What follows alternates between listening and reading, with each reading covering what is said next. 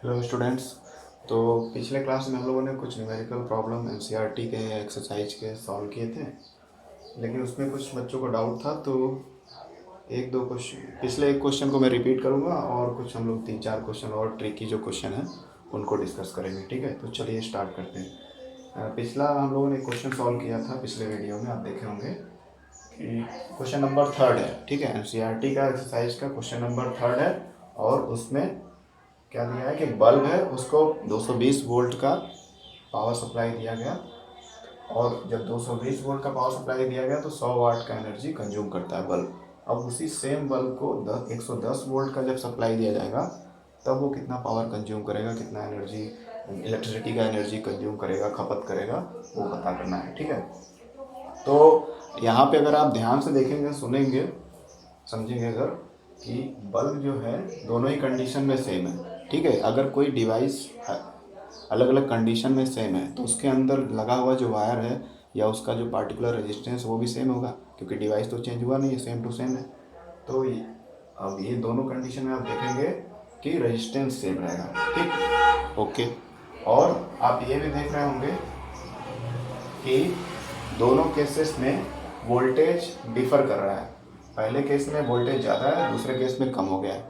और हम लोगों ने ओम्स लॉ में पढ़ा है voltage directly proportional to current flowing through it. तो वोल्टेज जैसे जैसे बढ़ेगा वैसे ही करंट बढ़ेगा, और जैसे जैसे जैसे वोल्टेज घटेगा वैसे वैसे करंट भी घटेगा। तो अगर हम लोग चाहें कि इस पहले कंडीशन को देखते हुए पावर अगर हम लोग निकालना चाहें इस फार्मूले से, तो वो रॉन्ग होगा, क्योंकि करंट जो यहाँ पे हम लोग करंट का वैल्यू निकालेंगे और बाद में उसी की हेल्प से दूसरा पावर निकालेंगे तो गलत होगा, क्योंकि यहाँ पे करंट का वैल्यू कुछ और होना चाहिए अकॉर्डिंग टू ओम्स लॉ।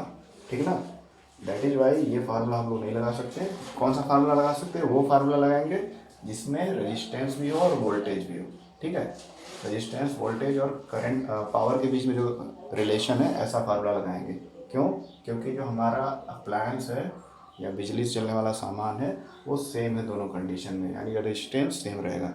तो ऐसी चीज़ को, ऐसे ही फार्मूले को हम लोग को इस्तेमाल करना है। तो यहाँ पर है power is equal to V square upon R. ठीक है, वी स्क्वायर अपॉन आर। तो वोल्टेज 220 है, स्क्वायर यानी 2 बार लिखेंगे, मल्टीप्लाई करेंगे, अपॉन आर। आर हमको पता नहीं है, पावर कितना दिया है? 100 वाट। ठीक, इसको रीअरेंज करेंगे तो आर इक्वल टू क्या आ जाएगा? आर इक्वल टू आ जाएगा 220 इंटू 220 अपॉन 100। जीरो से जीरो कट गया, जीरो से जीरो कट गया, और 22 का स्क्वायर होता है 484। ठीक है, तो ये टोटल रेजिस्टेंस या इक्विवेलेंट रेजिस्टेंस आ गया पहले कंडीशन। इक्विवेलेंट नहीं, टोटल रेजिस्टेंस। ठीक है, तो रेजिस्टेंस ये जो आ गया यही रेजिस्टेंस अगले केस में भी रहेगा, क्योंकि बल्ब सेम है लेकिन पोटेंशियल डिफरेंस अलग लगाया गया है। ठीक है, तो रेजिस्टेंस वाला ही फार्मूला इस केस में लगाया जाएगा। तो अब दूसरे केस को, दूसरे कंडीशन को देख लेते हैं। दूसरे कंडीशन में भी सेम फार्मूला लगेगा, यही रेजिस्टेंस रहेगा। वोल्टेज रेजिस्टेंस और पावर के बीच में फार्मूला वही रहेगा। हमको पावर निकालना है, सीधे वैल्यूज पुट करनी है। वोल्टेज हमारा क्या हो गया? 110 इंटू 110 अपॉन आर हमारा कितना आया? 484। इसको 11 से काटेंगे, 11 10 जा 110, 11 4 जा 44, 11 4 जा 44। इसको 11 से काटेंगे, 11 10 जा 110, 11 4 जा 44। ठीक है, तो ये आ गया 10 इंटू 10 100 अपॉन 4, और इसको काटेंगे अगर तो आ जाएगा 25। ठीक, तो सेम बल्ब है, सेम उसका रेजिस्टेंस है, लेकिन वोल्टेज कम किया गया है, और उस वजह से क्या होगा? पावर उसका कितना आ रहा है? कम आ रहा है। ठीक है, जब उसमें वोल्टेज कम किया गया तो करंट भी कम पहुंचेगा, तो इसकी वजह से उसका पावर भी कम आया है। और फार्मूला यही लगाएंगे, वो वाला नहीं लगाएंगे, क्योंकि P equal to V into I लगाएंगे तो ओम्स लॉ का वायलेशन होगा, ओम्स लॉ फॉलो नहीं होगा। और सारी चीज़ें जो हम लोग फार्मूला यूज कर रहे हैं वो सारे ओम्स लॉ से डिराइव हुए हैं। तो ओम्स लॉ वायलेट ना हो इसलिए हमको यही फार्मूला लगाना पड़ेगा, नहीं तो हमारा जो आंसर दूसरे फार्मूला लाएंगे वो मतलब गलत रहेगा, पूरी तरह से गलत रहेगा। ठीक है, चलिए अगले क्वेश्चन पढ़ते हैं। तो इसका रीजन आप समझ गए होंगे, ओम्स लॉ का रीजन है वोल्टेज घट रहा है तो करंट भी घटेगा, इसलिए यहाँ पे जो करंट निकालेंगे इन दोनों की मदद से P equal to V into I से, वो करंट फिर यहाँ यूज नहीं कर सकते। यहाँ अगर यूज किए तो फिर वो ओम्स लॉ का वायलेशन हो जाएगा, and that is the wrong. That is the wrong step. Okay, तो ये हम लोगों ने कर लिया था पिछले बार। बस यही कन्फ्यूजन था कि ये फार्मूला हमने क्यों यूज किया था, तो कन्फ्यूजन आपका दूर हो गया होगा। अब चलते हैं अगले क्वेश्चन में फटाफट। अगला क्वेश्चन क्या है?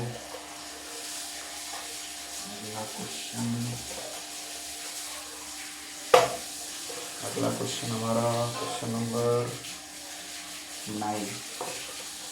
ठीक है, क्वेश्चन नंबर 9 है और इसमें बैटरी, उसमें ये वोल्टेज वगैरह दिया हुआ है और रजिस्टर्स कुछ हैं 0.2, 0.3, 0.4, 0.5 और 12 ओम के। ये सारे ओम में हैं। ठीक है, सबके बाद में ओम नहीं लिखाऊंगे जल्दी जल्दी में। ठीक है, तो ये कुछ रजिस्टर्स हैं जो सारे के सारे किसी कॉम्बिनेशन में है, सीरीज कॉम्बिनेशन में।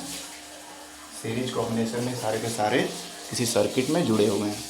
अब उसके बाद क्या करना है, ये सारा वोल्टेज हो गया है ना, वोल्टेज एंड करंट का हो गया वैल्यू। उसके बाद हम लोग देखेंगे कि आगे क्या होता है। आगे क्या दिया गया है, find the current around 12 ohm resistor. चलिए तो सॉल्यूशन करते हैं। करंट निकालना, करंट निकालने के लिए हम लोग क्या करना पड़ेगा, पहले टोटल रेजिस्टेंस निकालना पड़ेगा। टोटल रेजिस्टेंस, वोल्टेज दिया है, करंट और ये सीरीज में सारे कनेक्टेड हैं तो इसका इक्विवेलेंट रेजिस्टेंस RS मान लेते हैं। सारे जोड़ देते हैं, R1 plus R2 plus R3 plus R4 plus R5। ये सारे रजिस्टर सीरीज में इकट्ठे ऐड हो जाएंगे।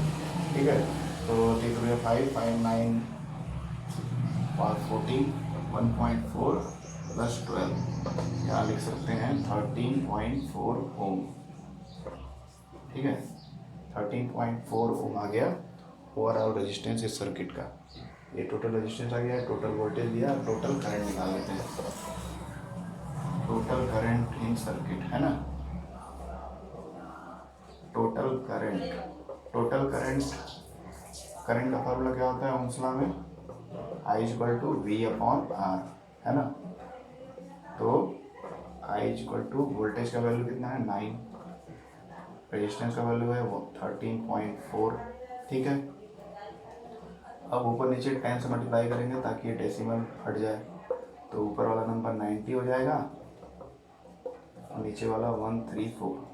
अब इसका डिवीजन करेंगे आप, 134 से 90 डिवाइड करेंगे, नहीं जाएगा, जीरो लगाएंगे, पॉइंट लगाएंगे, जीरो बढ़ेगा, 6 चांस में थोड़ा सा आएगा approximate.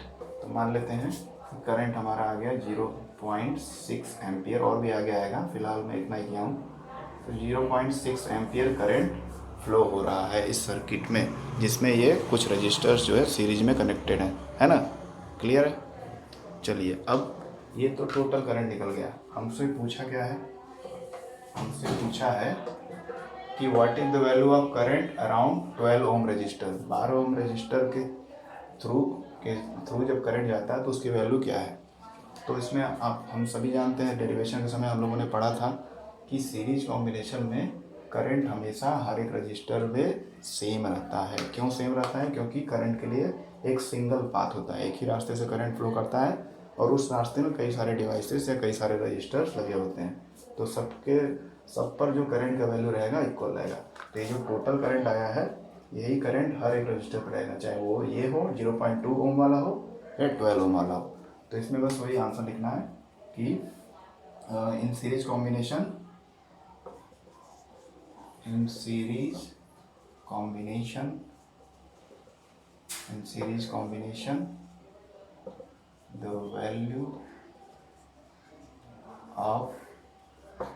the value of current is same around each R यानी रजिस्टर, पूरा लिखेंगे आप। ठीक है, ये मैंने शॉर्ट में लिख दिया। तो सीरीज कॉम्बिनेशन में हर एक रजिस्टर के अराउंड करंट सेम होगा। कितना होगा, जितना टोटल करंट होगा। टोटल करंट हमारा 0.6 एम्पियर है, तो 12 ओम पर भी 6 एम्पियर होगा, इस पर भी 6 ओम होगा, इस पर भी 6 ओम होगा, इस मतलब 6 एम्पियर होगा, 6 एम्पियर 6 एम्पियर, सब पे करंट इक्वल होगा। कब? जब सीरीज कॉम्बिनेशन में सब जुड़े रहे रजिस्टर, ठीक है। तो ये आपको लिखना है, the value of current will be same around each resistor if the resistors are connected in series. Clear? चलिए ये हो गया। उसके बाद और कोई एक दो ट्रिकी क्वेश्चन कर लेते हैं जल्दी से, क्योंकि फिर रिकॉर्डिंग ख़त्म हो जाएगा। इसके बाद कौन सा किया जाए? हाँ, 11वां क्वेश्चन भी थोड़ा सा ट्रिकी है। इस पर अधिकतर क्वेश्चन हर साल मैं देखता हूँ आते हैं बोर्ड एग्जाम में, या आपके प्री बोर्ड में बहुत बार आते हैं। तो इस पर प्रैक्टिस कर लेंगे तो आपको काफ़ी सुविधा रहेगी, ठीक है। तो इसमें क्या दिया है कि 3 रजिस्टर्स हैं, 3 रजिस्टर यानी 3 वायर या 3 डिवाइसेस हैं जिनके रेजिस्टेंस क्या है 6 ओम ईच, यानी 6 ओम के 3 रजिस्टर हैं, यानी तीनों का रेजिस्टेंस सेम है, 3 रजिस्टर का वैल्यू सेम है। और अब इसमें क्वेश्चन पूछा है पहला 9 ओम 4 ओम, ठीक है। तो 3 रजिस्टर एक सर्किट में लगे हैं, हर एक का वैल्यू 6 ओम 6 ओम 6 ओम है। इसमें वो लिखा हुआ है क्वेश्चन नंबर 11 में आप पढ़ेंगे, ठीक है। ईच लिखा है यानी सब 6 ओम के। ये नहीं कि आपको पूरा डिटेल में लिख देगा, तो आपको समझना पड़ेगा। ईच का मतलब है कि प्रत्येक, जितने भी रजिस्टर्स हैं 5 मान लीजिए, और लिखा रहेगा ईच 10 ओम, यानी हर एक 10-10 ओम का है, ठीक। तो यहाँ 6 ओम के 3 रजिस्टर हैं। अब पूछा है कि इन रजिस्टर को किस तरह से कंबाइन किया जाए सर्किट में कि टोटल रजिस्टेंस का वैल्यू एक बार 9 ओम आए, एक बार 4 ओम आए, ठीक है। अब हम लोग को कॉम्बिनेशन यानी सोचना पड़ेगा, थोड़ा सा रफ वर्क इसमें रहता है प्रैक्टिस के लिए। तो चलिए रफ वर्क करते हैं। तो पहले सीरीज में कर लेते हैं। सीरीज में 3 रजिस्टर हैं, तीनों को जोड़ते हैं, R1 R2 R3 मान लेते हैं, है ना, ठीक है। तो 6 + 6 + 6 सीरीज में जोड़ दिया तो कितना आ गया 18 ओम। 18 ओम है कहीं कुछ आंसर? नहीं है। तो ये यानी सीरीज में तीनों कनेक्टेड नहीं है, ये कॉम्बिनेशन गलत है। अब पैरेलल वाला देख लेते हैं, 1/R1 + 1/R2 + 1/R3। हमको कॉम्बिनेशन बताना है, फिर उसके बेसिस पे डायग्राम बनाना है, ठीक है। हमको आंसर इन तीनों को लेकर के इस तरह से अरेंज करना है ताकि हमारा आंसर एक बार 9 ओम आए, एक बार 4 ओम आए, ठीक है। तो ये हमको सोचना है, इसलिए हमारा रफ वर्क चल रहा है। आपको भी अगर पेपर में आएगा या फिर आप प्रैक्टिस भी जब करेंगे तो ऐसे करेंगे साइड में। अब मैंने तीनों को मान लिया कि तीनों अगर पैरेलल होंगे तो क्या होगा, 1/6 1/6 1/6, एलसीएम आ गया 6 6 1 6 1 1 1 1 1 1 1 1 1 3/6 1/RP = 3/6 3 1 3 3 2 6। अब इसको रिवर्स करेंगे या इन्वर्स करेंगे या रेसिप्रोकल करेंगे, तो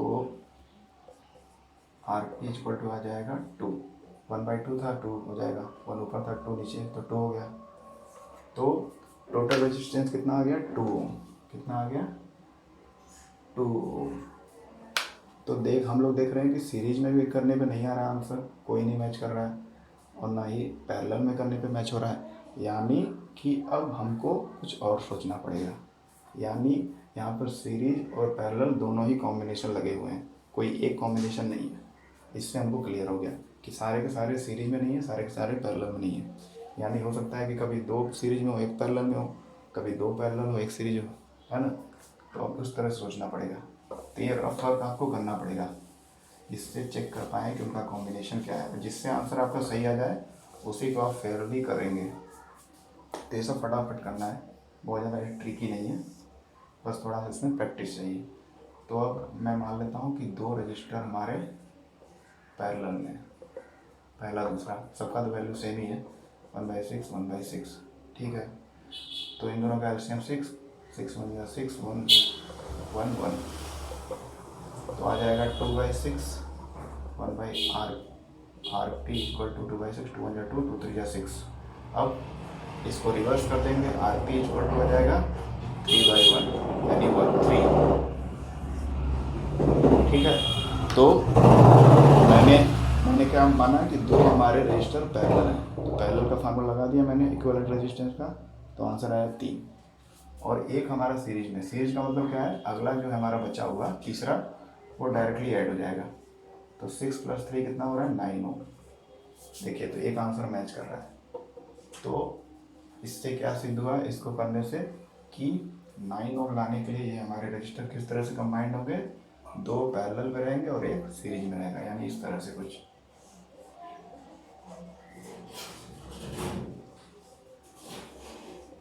दो पैरेलल हो गए और ये हमारा एक तरफ सीरीज में। ठीक है, ठीक। ये 6 ओम, ये हमारा 6 ओम, 6 ओम, 6 ओम। ठीक ना। अभी हम लोगों ने किया पैरेलल में रखकर देखा दो वैल्यू को, 3 आया।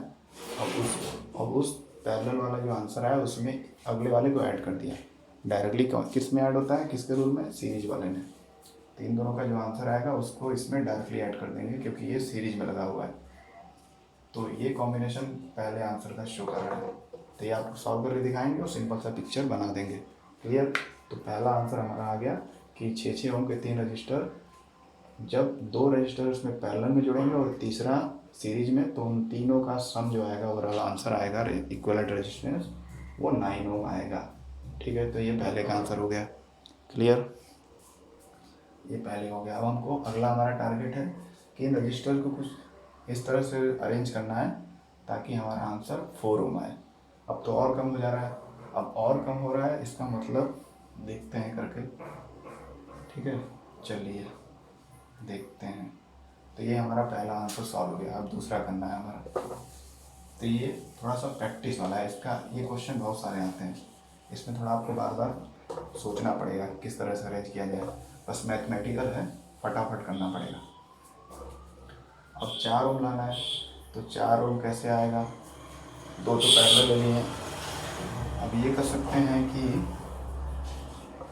मान लीजिए कि 2 सीरीज में ले लिए। क्या करिए, 2 सीरीज में, 2 हमने सीरीज में ले लिया। तो सीरीज का क्या होता है रूल, R1 + R2, सारा जो रेजिस्टेंस है ऐड हो जाता है। तो 6 + 6 12 ओम। ठीक, टोटल रेजिस्टेंस 12 ओम आ गया। अगर हम लोगों ने माना कि 2 हमारे रजिस्टर सीरीज में जुड़े हुए हैं तो अब ये जो सीरीज वाला जुड़ा है ये पैरेलल में है किसके, इसके, मान लेते हैं। ठीक है, इसका इस जो कंडीशन जिसमें हम लोगों ने इसको सॉल्व किया था इसका उल्टा लेंगे, है ना।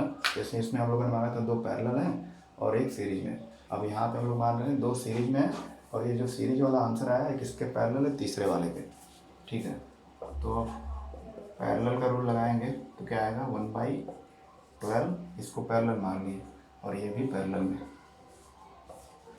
तो 12 और 6 का एलसीएम 12, 12 का 1 आएगा, 6 × 2 = 12, 3/12, 1/RP।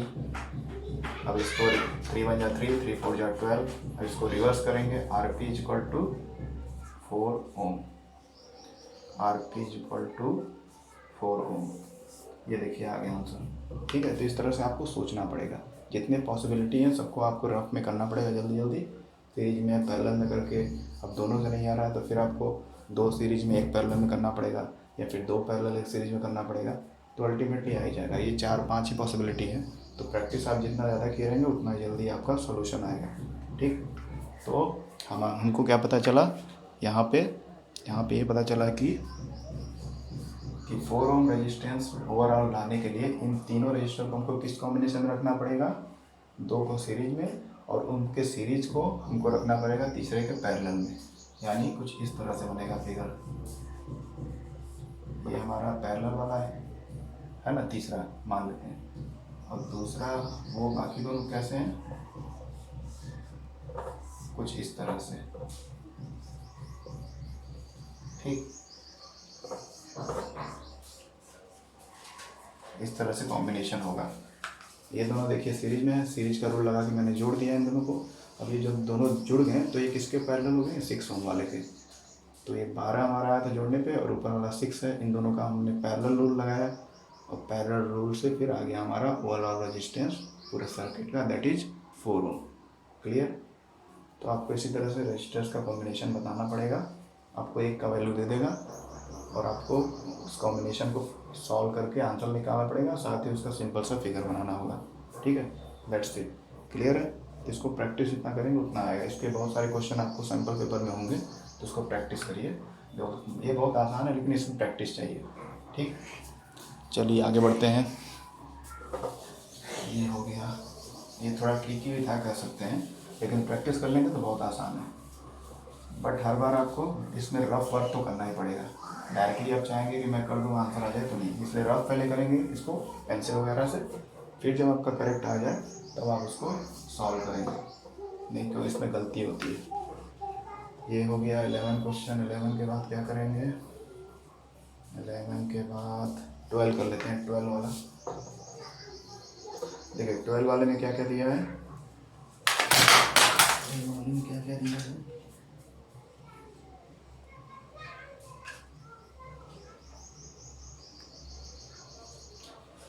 ट्वेल्व वाले में क्या दिया है क्वेश्चन?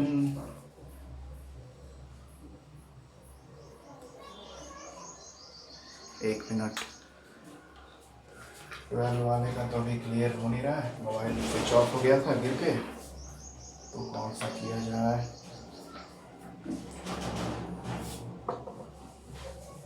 एक कोई ऐसे तब से कर लेते हैं रैंडम। ठीक है, कोई रैंडम एग्जांपल कर लेते हैं। रैंडम एग्जांपल में क्या किया जाए? ओके, मान लेते हैं कि कोई कंडक्टर है। ठीक है, कंडक्टर में जो रेजिस्टेंस है वो रेजिस्टेंस दिया है 10 ओम। ठीक, कंडक्टर में रेजिस्टेंस दिया हुआ है 10 ओम, और उस कंडक्टर का लेंथ दिया है 5 मीटर, और रेडियस दिया है, या सीधे हाँ रेडियस दिया है उस कंडक्टर का 0.5 सेंटीमीटर। 0.5 सेंटीमीटर। ठीक है, तो रेजिस्टेंस हो गया, लेंथ हो गया, रेडियस हो गया। अब हमको पता करना है रेजिस्टिविटी। तो आपको याद हो रहा होगा इसका फार्मूला क्या है ना? फार्मूला इसका क्या है? इसका फार्मूला है R equal to rho into L upon A for area. ठीक, तो यहाँ एरिया तो दिया नहीं है, एरिया यानी थिकनेस ऑफ द कंडक्टर या वायर। चलिए इसको पहले रीअरेंज करके रो के फॉर्म में कन्वर्ट करते हैं। रो इक्वल टू हो जाएगा R इंटू ए अपॉन एल। ठीक, ए यानी एरिया। एरिया कैसे निकलेगा? हमारा जो वायर होता है वो सिलेंड्रिकल शेप का होता है, और उसका जो क्रॉस सेक्शनल पार्ट होता है वो सर्कुलर शेप का होता है। तो सर्कल का एरिया लगाएंगे पाई आर स्क्वायर। आर का वैल्यू दिया हमको सेंटीमीटर में, उसको करना होगा कन्वर्ट हमको मीटर में। ठीक है, मीटर में कन्वर्ट करने 1 मीटर में कितने सेंटीमीटर? 100 सेंटीमीटर। तो 22 इंटू 0.5 अपॉन 100 से डिवाइड करेंगे तो मीटर में हो जाएगा कन्वर्ट। स्क्वायर लिखा है तो इसको 2 बार लिख रहे हैं। ठीक, चलिए तो ये हमारा एरिया हो गया, इसको सॉल्व करना पड़ेगा। अब पॉइंट हटाने के लिए ऊपर नीचे 10 से मल्टीप्लाई करना पड़ेगा। 10 से मल्टीप्लाई करेंगे 5 हो जाएगा, या नीचे 1000, ये भी 5 हो जाएगा, या नीचे 1000। 5 2 जा 20, 5 2 जा 10, 200, 5 200, 2 जा 2, 2 जा 2। ओके, तो क्या आया ओवरऑल? ओवरऑल क्या आया? 11, ऊपर 1 बचा, नीचे 7 इंटू 100 इंटू 200। ठीक, ये आया। ये मान लेते हैं हमारा एरिया काफ़ी बड़ा आ गया है, काफ़ी लेंथी आंसर है इसका। अब रेजिस्टिविटी निकालने के लिए क्या करेंगे? रेजिस्टेंस का वैल्यू इंटू लेंथ का एरिया का वैल्यू। एरिया का वैल्यू क्या करेंगे? ये रख देंगे 700। 7 इंटू 100 700 लिख सकते हैं, इंटू 200 इंटू लेंथ क्या है? 5 मीटर। 5 एकम 5, 5 गुना के 10 कट गया, बाकी चीज़ें नहीं कटेंगी। 22 अपॉन आया है 7 गुना के 14, 14, 1 2 3 4, इतना आया है रेजिस्टिविटी। अब इसको थोड़ा सा हमको पावर के फॉर्म में कन्वर्ट करना पड़ेगा, है ना? इसको पावर के फॉर्म में कन्वर्ट करना पड़ेगा। तो लिख सकते हैं हम लोग, मान लेते हैं यहाँ पॉइंट है तो यहाँ से यहाँ पॉइंट आएगा 1 2 3 4 5, तो इसको रीराइट कर सकते हैं 22 rho is equal to 22 upon 1.4 into 10⁵, ठीक है। अब ये पावर ऊपर जाएगा तो माइनस में हो जाएगा, 22 इंटू 10⁻⁻5 अपॉन 1.4। 1.4 से 22 को डिवाइड करेंगे, 10 ऊपर मल्टीप्लाई कर देंगे ऊपर नीचे, तो हो जाएगा 220 और 14 इंटू 10⁻⁻5। अब 14 से डिवाइड करेंगे, 14 में जाए 14, 8 4 12, 8 14 70, ठीक है। तो ये आ गया 15। तो ये 15 अप्रॉक्सीमेट आएगा 15 इंटू 10⁻⁻5, ठीक है, ओम मीटर। ये मैं अप्रॉक्स लिखा हूँ। तो इस तरह से आप रजिस्टिविटी भी फाइंड आउट कर सकते हैं। ये तो एक ऐसे इमेजिनरी क्वेश्चन था तो मैंने सॉल्व किया क्योंकि मोबाइल स्विच ऑफ हो गया था, ठीक है। तो इस तरह से आप ध्यान से करेंगे तो सारे क्वेश्चन सॉल्व हो जाएंगे, वो किसी भी फार्मूले पे बेस्ड हो। ओके, चलिए अब अगले क्वेश्चन पे चलते हैं। Question number 12। Question number 12,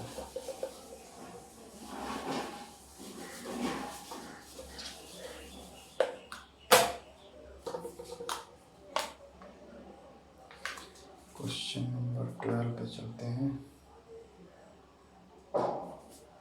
question number 12 क्या था?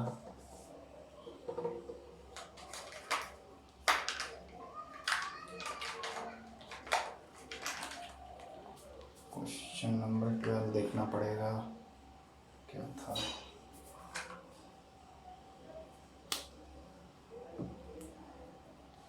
कहाँ गया बुक्स?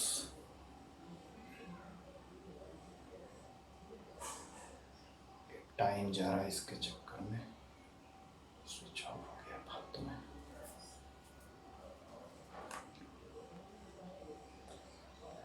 हाँ, तो क्वेश्चन नंबर क्या था? 12, ठीक। 12 में क्या दिया है? 220 वोल्ट का सप्लाई है, वोल्टेज दिया है 220 वोल्ट, और क्या दिया है? और पावर कितना कंज्यूम हुआ है? 10 वाट, ठीक है। एक बल्ब है या लैंप है जिसको इतना वोल्टेज दिया जा रहा है और इतने पावर का है वो, ठीक। अब क्या कहा जा रहा है? How many nulls can be connected parallel with each other across the wires of 220 volt if the maximum available current is 5 ampere. तो कह रहा है कि एक बल्ब है जिसके थ्रू इतना वोल्टेज पास हो रहा है और उसका पावर क्या है बल्ब का या लैंप का? है 10 वाट। अब कह रहा है इतने ही पावर के कितने बल्ब पैरेलल में कनेक्टेड हो सकते हैं। बल्ब का मतलब डिवाइस का मतलब रेजिस्टेंस है ना, हर चीज़ में रेजिस्टेंस होता है। तो यहाँ इनडायरेक्टली वही बोल रहा है कि ऐसे कितने बल्ब इतने पावर के वो कनेक्ट किए जा सकते हैं जब उसमें 5 एम्पियर का करंट फ्लो हो रहा हो। 5 एम्पियर का करंट फ्लो हो रहा हो, ये है, ठीक है। तब इसमें हम लोग क्या करेंगे? सबसे पहले हम लोग निकालेंगे रेजिस्टेंस, ठीक है। तो क्योंकि रेजिस्टेंस जो होगा कॉमन होगा, यही बोल रहा है कि इसी पावर के या यही बल्ब जो है और कितना जोड़ा जाए कि टोटल करंट 5 एम्पियर उसमें फ्लो हो सर्किट में, है ना। तो एक ही बल्ब के बारे में बात हो रही है कि वो कितनी संख्या में जोड़ें कि टोटल करंट हमारे सर्किट से इतना एम्पियर का फ्लो। तो एक ही बल्ब है, कई सारे संख्या में है, तो रेजिस्टेंस भी सेम होगा, है ना। तो इसलिए हम लोग रेजिस्टेंस निकालेंगे पावर के फार्मूले से, इन दोनों कंडीशन को देखते हुए। Power is equal to V² upon R, ठीक है, या R is equal to V² upon P। Voltage का स्क्वायर अपॉन पावर कितना हो जाएगा? 22 का स्क्वायर 484 और लास्ट में 0। तो ये आ गया हमारा रेजिस्टेंस, ठीक है। ये हमारा क्या है? रेजिस्टेंस। ये टोटल रेजिस्टेंस है, उस सर्किट का टोटल रेजिस्टेंस है। उसके बाद उस सर्किट का नहीं, उस बल्ब में जो देखिए, बल्ब का पावर देखिए बहुत कम है ना। बल्ब का पावर कम है यानी उसमें करंट कम फ्लो हो रहा है, और करंट कम फ्लो हो रहा है इसीलिए क्या हो रहा है कि रेजिस्टेंस बहुत ज़्यादा है। तो ये एक बल्ब का रेजिस्टेंस निकला है। ऐसे ही कितने सारे बल्ब को जोड़ा जाएगा पैरेलल कॉम्बिनेशन में कि करंट कितना हो जाए, टोटल 5 एम्पियर हो जाए, ये बोल रहा है। ठीक है, तो हमको रेजिस्टेंस पता है और अगले कंडीशन का करंट पता है। ठीक है, तो ओम्स लॉ लगाएंगे। अकॉर्डिंग टू ओम्स लॉ, क्या निकालना है हमको, करंट दिया है, रेजिस्टेंस दिया है, वोल्टेज निकालना है। V = I × R कितना आ जाएगा, ठीक है। V = I × R 5 × रेजिस्टेंस 4840, ये तो बहुत ज़्यादा आ जाएगा। 500 5 4 20, 500 5 4 20, 5 8 40, 42, 5 4 20। ये कुछ गड़बड़ हो रहा है, क्या निकालना है करंट। अच्छा, ये एक रजिस्टर का हो गया, और टोटल रजिस्टर का रेजिस्टेंस कितना होगा, टोटल रजिस्टर का रेजिस्टेंस। वोल्टेज दूसरी कंडीशन क्या दिया, 220। ओके, ये गलत हो गया थोड़ा सा, ये थोड़ा सा गलत हो गया था। दूसरे कंडीशन में वोल्टेज 220 वोल्ट ही है और करंट है इतना, तो ओम्स लॉ लगाएंगे तो क्या हो जाएगा, according to Ohm's law voltage दिया है 220, करंट दिया है 5 एम्पियर, मैक्सिमम फ्लो कर रहा है, तो रेजिस्टेंस क्या होगा, V/I, यानी कि 220/5, 5 4 20,